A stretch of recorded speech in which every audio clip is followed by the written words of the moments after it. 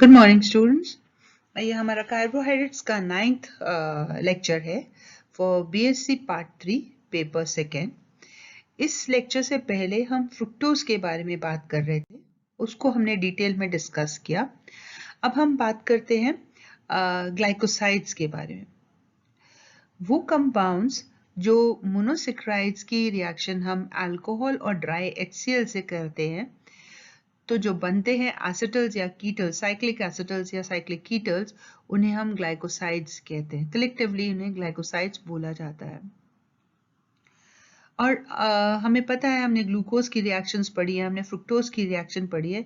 वो जो कार्बन है जिससे ये लिंकेज बनती है ना, the bond between the anomeric carbon and the OR part of the alcohol, इसे हम ग्लाइकोसाइडिक लिंकेज कहते हैं। और ये लिंकेज जो है ये अल्फा या बीटा ग्लाइकोसाइड्स के अंदर हो सकती है, और हम इसको कॉरस्पॉन्डिंगली अल्फा या बीटा ग्लाइकोसाइडिक लिंकेजेस कहते हैं। ये दो लिंकेजेस जो हैं ये बड़ी स्पेसिफिक है, और इनका जो हाइड्रोलिसिस है वो स्पेसिफिक एंजाइम की प्रेजेंस में ही हो सकता है। उन्हीं से हम इनको डिस्टिंग्विश भी करते हैं। For example, alpha glycosidic linkage is hydrolysed by enzyme maltase, लेकिन beta glycosidic linkage is hydrolysed by enzyme emulsin. तो जो ग्लाइकोसाइड बनाने के लिए जो एनोमेरिक कार्बन है, उस एनोमेरिक कार्बन को हम ग्लाइकोसाइडिक कार्बन कह सकते हैं। और वो जो OH है जिसको हम असाइलेट कर लेते हैं या मिथाइलेट कर लेते हैं, उसको हम ग्लाइकोसाइडिक हाइड्रोक्सिल ग्रुप भी कहते हैं। और ये हाइड्रोक्सिल ग्रुप जो है ये आसानी से एसिटाइलेट हो सकता है, मिथाइलेट हो सकता है। पर एक बार ये जो एसिटाइल डेरिवेटिव बन जाता है, तो इसके अंदर हम ऑब्जर्व करते हैं कि ये जो एसिटाइल डेरिवेटिव है ये बहुत ज़्यादा रिएक्टिव है as compare to the other groups. यानी जो दूसरे कार्बन एटम्स के ऊपर जो मिथॉक्सी ग्रुप लगे होंगे वहां रिएक्शन नहीं होगी। अगर हम हाइड्रोलाइज करेंगे तो यही एनोमेरिक कार्बन एटम के ऊपर जो ग्रुप लगा हुआ है, OR ग्रुप लगा है, वही हाइड्रोलाइज होगा। नॉमेनक्लेचर, ग्लाइकोसाइड्स को नाम देने के लिए हम जो मोनोसेक्राइड यूनिट है उसके एंड में जो E है, टर्मिनल E है, उसको हम रिप्लेस कर देते हैं आइड से, IDE। यानी ग्लूकोज है तो ग्लूकोसाइड हो गया, फ्रुक्टोज है तो फ्रुक्टोसाइड हो गया।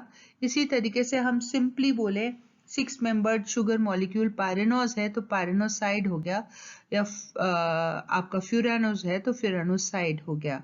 तो E हटा के, टर्मिनल E हटा करके हम उसे IDE, आइड में चेंज कर देते हैं।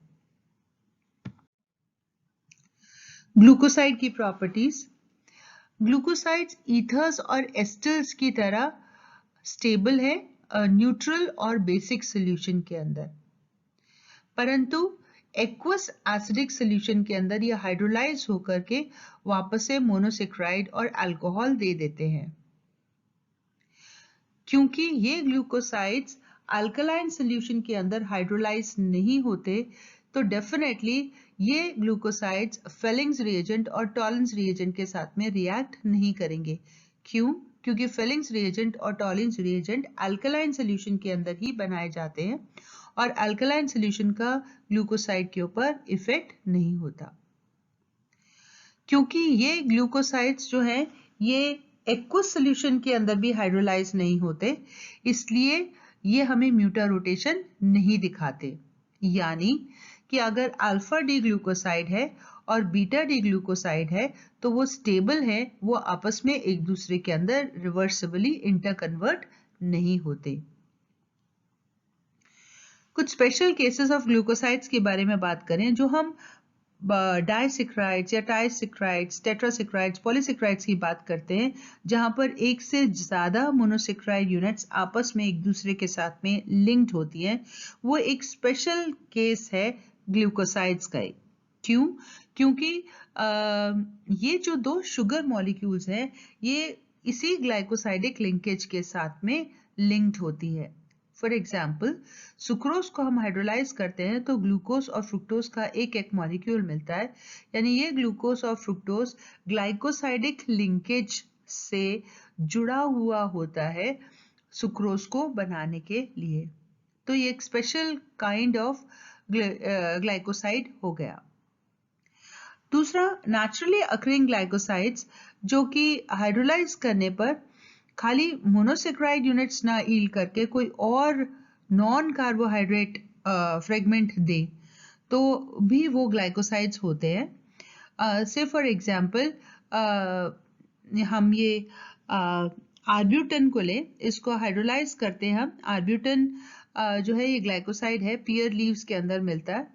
इसको हाइड्रोलाइज करें तो हमें एक मॉलिक्यूल ग्लूकोज का और एक मॉलिक्यूल हाइड्रोक्विनोन का मिलता है। तो ये ग्लूकोज का मॉलिक्यूल जो कार्बोहाइड्रेट का मॉलिक्यूल है, इसे हम ग्लाइकॉन बोलते हैं, और जो नॉन कार्बोहाइड्रेट मोइटी है उसको हम ए ग्लाइकॉन पार्ट बोलते हैं, ए ग्लाइकॉन बोलते हैं।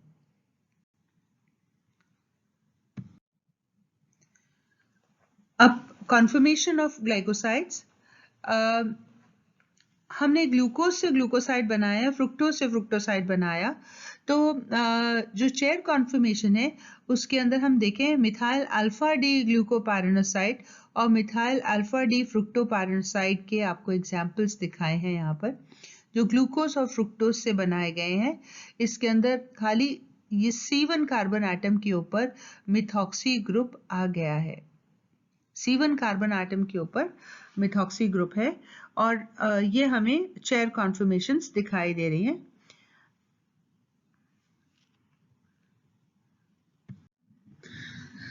फॉर्मेशन ऑफ ईथर्स, मोनोसेक्राइड्स और दूसरे रिड्यूसिंग कार्बोहाइड्रेट्स को हम डायरेक्टली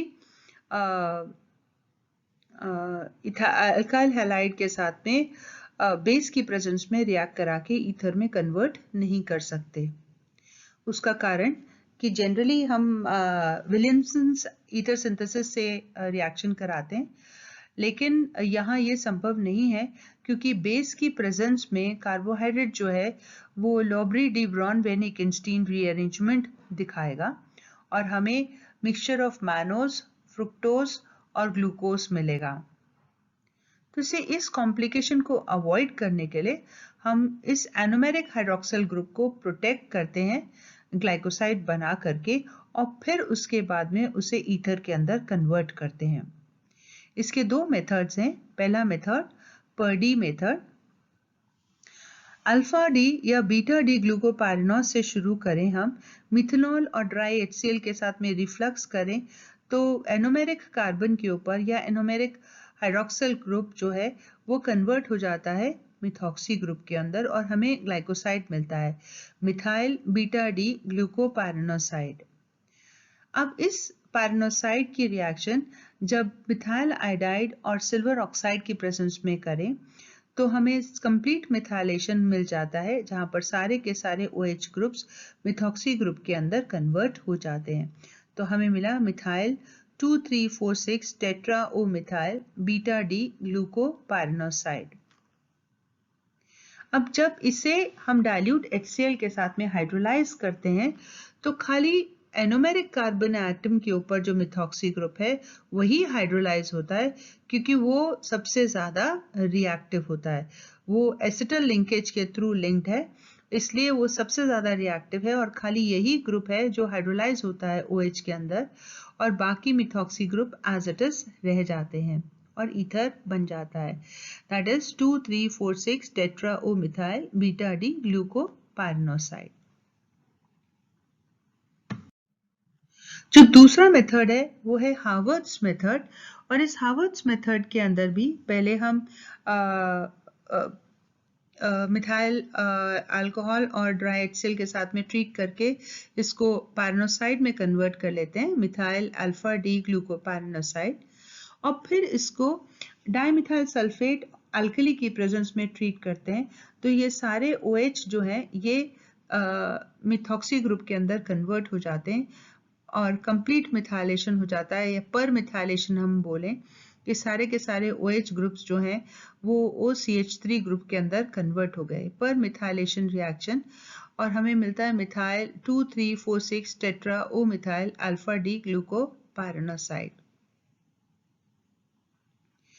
जब इसे ट्रीट किया जाता है डाइल्यूट HCl के साथ में, तो अगेन खाली एनोमेरिक कार्बन एटम वाला मिथॉक्सी ग्रुप जो है वो कन्वर्ट होता है हाइड्रॉक्सी ग्रुप के अंदर।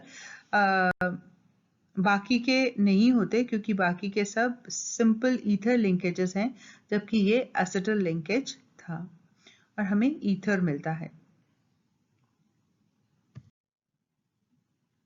Formation of esters. एस्टर्स बनाना बहुत आसान है। एसिटिक एनहाइड्राइड के साथ में हम ट्रीट करें पिरिडीन की प्रेजेंस में और लो टेम्परेचर 273 डिग्री केल्विन, तो कंप्लीट एसिटाइलेशन हो जाता है। एसिटाइल डेरिवेटिव पेंटा एसिटाइल डेरिवेटिव मिलता है, पेंटा ओ एसिटाइल अल्फा डी ग्लूकोपायरानोसाइड मिलता है। और ये जो एसिटाइल डेरिवेटिव्स हैं मोनोसेक्राइड्स और डाइसेक्राइड यूनिट्स के, ये क्रिस्टलाइन कंपाउंड्स होते हैं और इसीलिए कार्बोहाइड्रेट्स के स्ट्रक्चर के डिटर्मिनेशन के लिए या उनके कैरेक्टराइजेशन के लिए ये बनाए जाते हैं।